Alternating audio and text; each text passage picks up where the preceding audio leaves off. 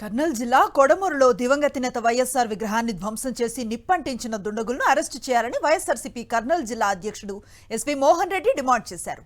వైఎస్ఆర్ విగ్రహాన్ని ధ్వంసం చేయడం తీవ్రంగా ఖండిస్తున్నామన్నారు. కూటమి ప్రభుత్వం ఇచ్చిన హామీలను నెరవేర్చకుండా విధ్వంసాలను ప్రోత్సహిస్తోందని మండిపడ్డారు.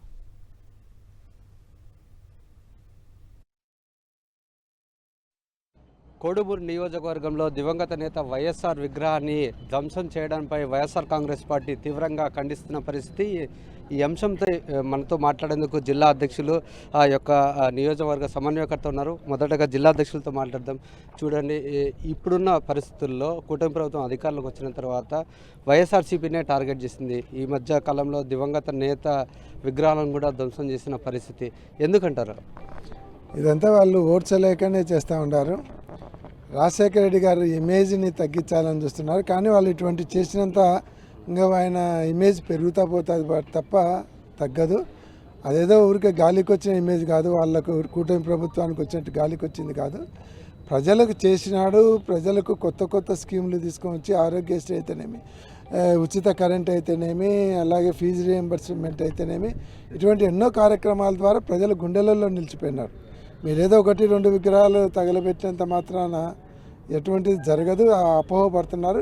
ఇదే కాదు, కొన్ని యూనివర్సిటీలకు వైఎస్ఆర్ అని పేరుంటే తీసేయడము, అలాగే కొన్ని చోట్ల ఆయన విగ్రహాలు తొలగించడము, ఇవన్నీ పేర్లు మార్చడము, ఇవన్నీ చేస్తూ ఉన్నారు. కానీ ఇది మీకు పరిపాలన చేసింది ఇవన్నీ చేయడానికి కాదు. మీకు పరిపాలన ఇచ్చింది ప్రజలకు మంచి చేయమని. అంతేగాని రాజశేఖర రెడ్డి గారి విగ్రహాలు తొలగించడము, వైఎస్ఆర్ కాంగ్రెస్ పార్టీ కార్యకర్తల మీద కక్ష సాధింపులు చర్యలు చేయడము, దాడులు చేయడము, నాయకులను అరెస్ట్ చేయడము, ఒక నాయకుని మీద ఒకటే కేసు 16 పోలీస్ స్టేషన్లలో పెట్టి 16 జిల్లాలు తిప్పడము, ఇదంతా అనాగరికమైనటువంటి చర్యగా కనిపిస్తుంది తప్ప మీరు ప్రజలు ఇచ్చినటువంటి అధికారాన్ని సద్వినియోగం చేసుకోకుండా ఇటువంటి చేస్తున్నారు. దివంగత నేత అందరి హృదయాల్లో ఉన్నటువంటి రాజశేఖర రెడ్డి గారి విగ్రహానికి ఈరోజు ఈ విధంగా జరగడం దురదృష్టకరం.